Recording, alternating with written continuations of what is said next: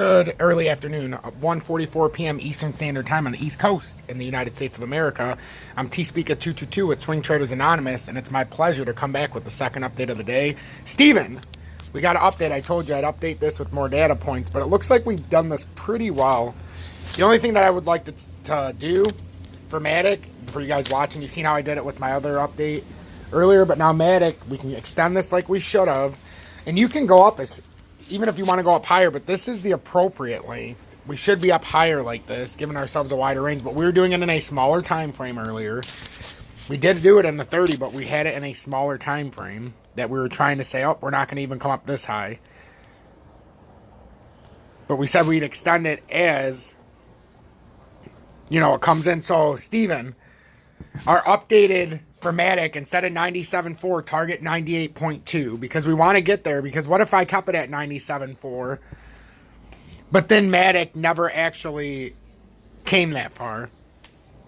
So, I don't know why that spread back out, but this is supposed to be down to here. You guys know, you were here. So, look, I just moved this one too again.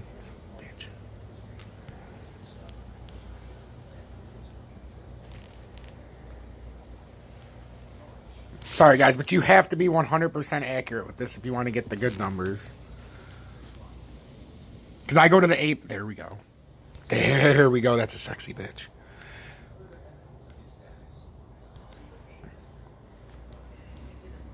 Sorry, guys, I'm so particular, and I can only see out of one eye, so you have to deal with me. And that's a true story. I can only see out of my right eye. I have keratoconus, and I can't see out of my left eye, so sometimes it makes it hard for me. So imagine me doing this, and I have no depth perception on the left side. So sometimes when I struggle with the lines a little bit, that's why. But I get it where I need to go. So right now, Steven, the actual updated is 97.8.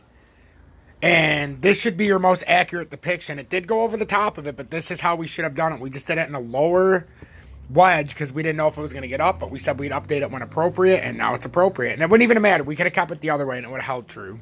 I guarantee it. But this makes people feel better because then they can make it, it looks more official.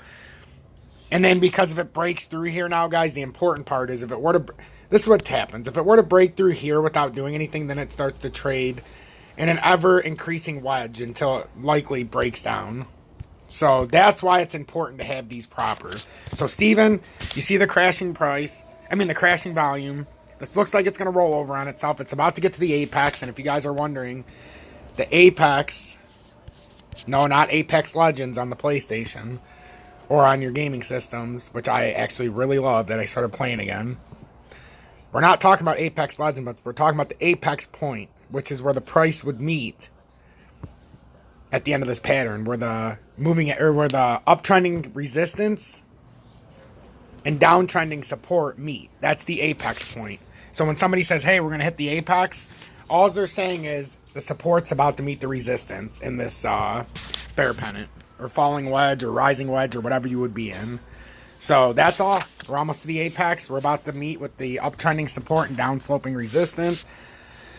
And now that you're so far, and some people would even do this, guys, because they want it to be 100% accurate, but I don't care about it meeting the points. But some people would do this because then it would allow it for to touch that. But like I told you, you're not trying to force this in there. If you want the right numbers, you're going to put it, and the wicks are going to be over it. It doesn't matter. It's a fake up over the top. The resistance held. It could go farther than that up. But if the resistance holds, that's all that matters. And now it's back to the bottom side of it, riding it as downtrending resistance like it's supposed to. And then we got down or up sloping support. We've never even come down to the support, but we're about to. So remember, we're about to hit the apex. And if, you know, just for future reference, the apex is where if you're in a pennant, if you're in a rising wedge, a falling wedge, if you're in a channel, that's where your support would meet your resistance at one point, and that would be called the apex. Just remember that, because that's important. So as you see, we're starting to come down a little bit in Bitcoin. We talked about this earlier. Bitcoin, I've already updated for the most part. And now that we can see exactly what's going on, you can actually extend this out because it seems to be more of an extended pattern. So you, like I said, you always want to be redoing this. This will come down to the same spot. I accidentally hit this one, right? But yeah, guys, so I am very, very, very particular when I'm doing my charting. So yeah, that's why you'll see it move within a tenth. So now Bitcoin moved up $1, 37,615.78 instead of 37,614. But as you've seen earlier, we had Bitcoin at 37,414. So some people are like, well, what's the difference? Well, what if Bitcoin only comes down to 37,600 and you're waiting for 37? Or what if it comes down to 37,620? And you're like, I'm not buying it at 620 because I know what's coming in the 400s. I'm putting it at 37,500. Well, now you're going to miss it because you never updated your technical analysis by the $15 fucking dollars or the $200 on Bitcoin. So that's what we're talking about, ladies and gentlemen. So we're almost to the apex with Bitcoin as well. So these small little tweaks will keep you ahead. But this is what I thought was happening yesterday. We didn't take as long to come down, but it's still just as relevant. Look at where we came to, guys. That's my point. We may not have come down in the exact fashion, but when people want to criticize, which I don't really care, it makes me thrive. I said we would come down to there, guys. Look how close that is. Did we not come down right where I said, and then we came back up? If I wanted it to go farther down, I would have put it farther down. But that's the area. I thought it was going to come down and retest 40,198. It didn't do it, but it did come down to 41,000 area. That's where my line's drawn to. And I do this for a reason. I thought we might make another M and have a few topping reversals, but we just fucking came right off. And now we're going to come right off again, guys. And if this is anything, you'd get another bounce and a bunch of wick pullbacks right when it gets back to the same spot at the bottom side of this.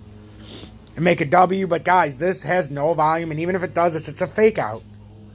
It's another bull trap, mini bull trap. Nothing more, nothing less. Pay attention to my tactical analysis because it will, in fact, keep you one step ahead. I'm in a good mood, so I'm going to do Solana on this falling pennant because why not? And by the way, Solana bounced right off of that point that I had months ago. Not even months ago, weeks ago, that I should have bought. But I didn't know if we were going to get a 20% pump, so I stayed away. And I'm going to put it at the 124 because that's where I had my line. So had I bought there, absolutely I would have made out. So I made a terrible decision not buying this one. All because I thought it was only going to come back up to here, and that would have only been 16.5%. And I've told my story many times. I don't get into a swing trade unless I think it's going to get to 20%. You mess up one time, those in and out fees are already a couple $100, and then depending on, you know, how much you're spending, and I usually do about $4,000 at a time, and then with the tax implications. So absolutely, this should have been one I should have been paying more attention to. Absolutely. But it overperformed. It overextended itself by about $6 compared to where I thought it was going to go. So anyhow, now we have to see what's going to happen off of this, because that was a phenomenal, and I know a lot of people made money off of that. So I appreciate that you guys are actually paying attention. So right here, farthest possible drop. And I might do, wait a minute. I have one that I need to do. Shit, I can't remember which one it was. Well, somebody messaged me and sent me a message and told me to do one. I think it started with a C. Re-messaged me because I've been busy this morning with the school stuff with the kids and everything, so I don't even know how I'm putting up these many updates. Can I say I'm very dedicated? So we're going to overextend on Solana.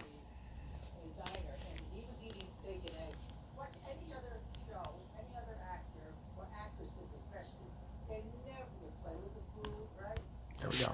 Okay. And now, I mean, we've got all the points we need to make this for Solana. Every single one of them. You can come up here. I would prefer to come down here still. I don't care that it rode over it. I think the appropriate spot to put this trend line based on this pattern, what I'm seeing, I think it's right here. And yeah, some people will put it up higher because they want to hit every point. But I really think with Solana, this is what we're looking at. Maybe a little slanted. More like that. I think that's the apex right there. I really do. I think that's the apex, not farther down or farther up. So this will get us just below our last point, oddly enough. Yeah, so this is the same range. So now we're looking at the $120 off of this pennant if it breaks down. So yeah, there you go, guys. Easy does it.